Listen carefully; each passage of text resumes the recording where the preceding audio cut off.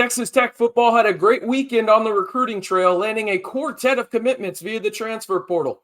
Who are they? Plus, a potential homecoming for one Red Raider commit.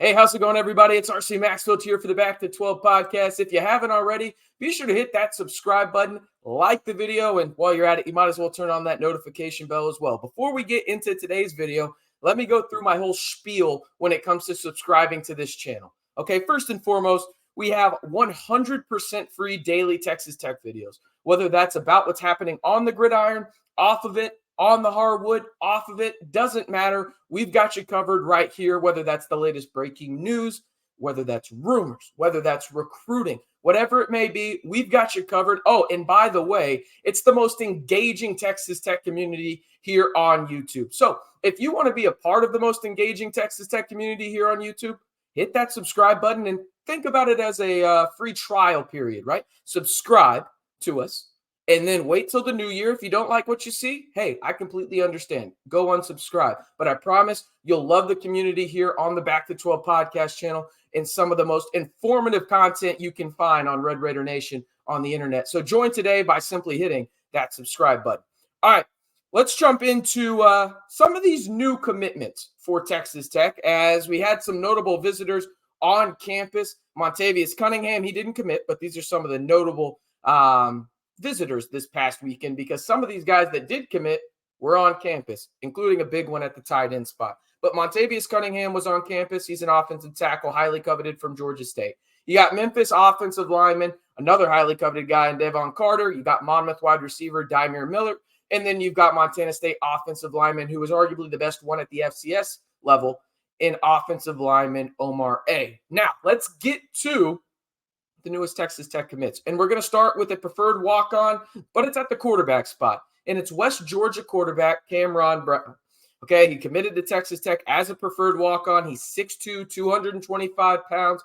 He's really just an uber athletic quarterback that I think will have a package or two designed for him when it comes to the run game on the Texas Tech offense in 2024 and moving forward. He's got a ton of eligibility left, 3 years left. He was the offensive freshman of the year in the Gulf South Conference. He had 914 yards passing, 10 touchdowns, just under 500 yards rushing, and added 6 touchdowns there. Now, on the scholarship side of things, we'll start on the defensive side of the football because we got one on defense, offense, and special teams. So stay around for that. But we've got Fairmont DB Jovon Carter. Okay, he's 6'2", 200 pounds, two-time second team All-MEC at the DB spot. He played 32 games at Fairmont State in 3 years. He had 183 tackles, 3.5 tackles for loss, 14 pass breakups, and he blocked 5 kicks on special teams as well. There's a clear-cut image that Texas Tech wants when it comes to DBs moving forward. Jackson fits that mold. And the thing is this. Is he going to be a starter for Texas Tech in their secondary? Probably not, but he brings in a lot of depth, which is high-quality depth at that, really what we're looking at here. 183 tackles in 3 seasons. Yeah, it's pretty good. He averaged 82 tackles the past 2 years at Fairmont State, okay? He's going to be a guy that's going to be reliable depth in the secondary for Texas Tech in 2024, but he's going to really make his impact on special teams. That's where Jackson is going to really make his impact, and I'm excited to see what he can do potentially as the gunner on special teams and also trying to get to the kicker, the punter, whatever it may be in terms of trying to block kicks for the Red Raiders in 2024. All right, the big one, Arizona State tight end Jalin Conyers. You got the Grover, Texas native, same town as Lady Raider basketball star Bailey Maupin, I might add. By the way, before we get into him in terms of what he brings to the 806, can y'all clear something up for me down in the comments? Is the Panhandle West Texas? Just let me know. I just need a yes, no, yes, the Panhandle is West Texas. Just let me know your opinion on it.